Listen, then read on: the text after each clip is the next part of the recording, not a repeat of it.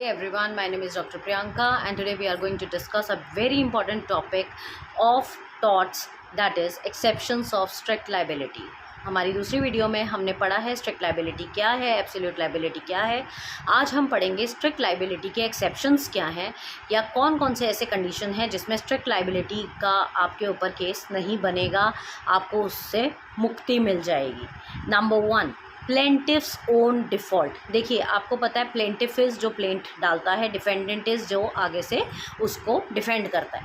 तो प्लेंटिफ जो प्लेंट डाल रहा है अगर उसका खुद का ही फॉल्ट है तो वो उसकी जो आगे से जो केस है जो डाल रहा है वो रद्द हो जाएगा। क्यों? क्योंकि उसका अपना डिफ़ॉल्ट है।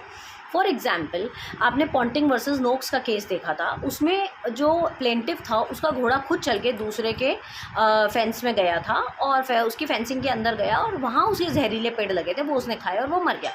बट यहाँ पर जो डिफेंडेंट है उसकी कोई गलती ही नहीं थी, उसका जो वेजिटेशन था वो वहाँ से कहीं नहीं भागा था, उसका जो प्लेंटिफ है उसका घोड़ा खुद आया था। कहने का मतलब अगर मेरे बगल वाले मकान में कुछ जहरीले पेड़ लगे हुए हैं जो कोई भी जानवर अगर खाएगा वो मर जाएगा और मेरे यहाँ का कोई पेट अगर जाके उसको खा लेता है तो वहाँ मेरी गलती है, मैं उसके ऊपर केस नहीं कर सकती हूँ। क्योंकि एस्केप, मैंने आपको बताया था इसका एक सबसे बड़ा कंडीशन होता है एस्केप होना। अब एस्केप अगर मेरे यहाँ से हुआ है तो उसकी गलती कैसे हो जाएगी? तो इसीलिए प्लेंटिफ का सॉरी अगर खुद का डिफ़ॉल्ट है तो बिल्कुल भी यहाँ पर स्ट्रिक्ट लाइबिलिटी का केस नहीं बनेगा। Number 2 is act of God.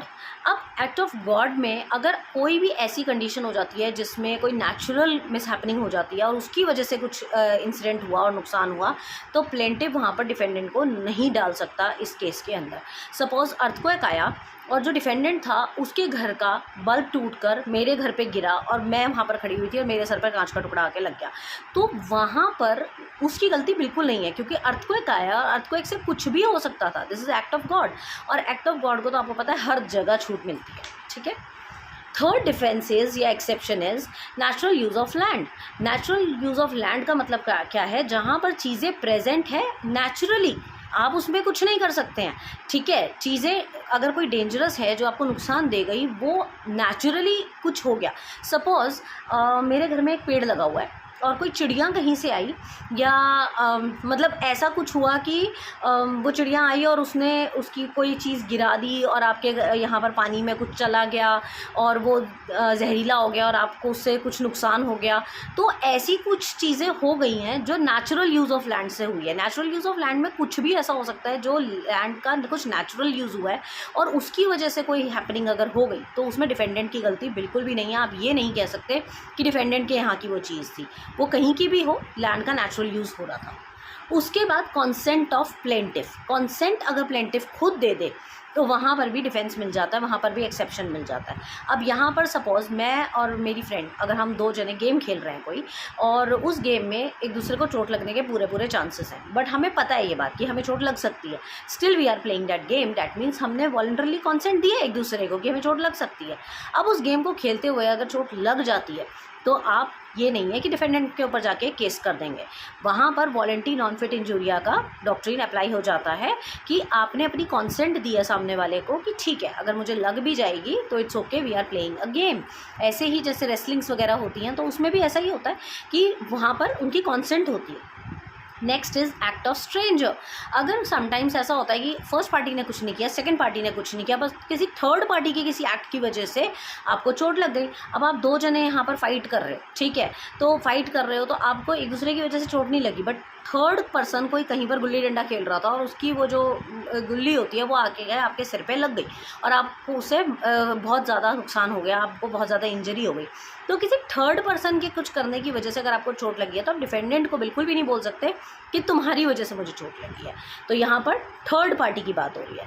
उसके बाद common benefit. Common benefit is अगर कोई काम ऐसा हो रहा है जिससे कि दोनों का बेनिफिट हो रहा है। सपोज़ मैं ज़मीन खुदवा रही हूँ और ज़मीन खुदवा रही हूँ और उसमें हम दोनों का बेनिफिट है, हम दोनों को लग रहा है कि इसमें से जो निकलेगा हम दोनों के दोनों शेयर कर लेंगे, बट अचानक उसमें से सांप निकल जाता है और सांप निकल के मुझे काट लेता है, तो मैं डिफेंडेंट को ये नहीं कह सकती कि हाँ भी तुम्हारी वजह से ऐसा हुआ है।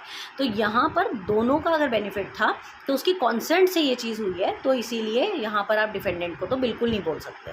Last is statutory authority. Statutory authority का मतलब क्या है कि यहाँ पर अगर आपका डिफेंडेंट मतलब ऐसा कुछ कर रहा है कि special statutory authority in placing of dangerous thing on the land from which it escape the rule is not applicable.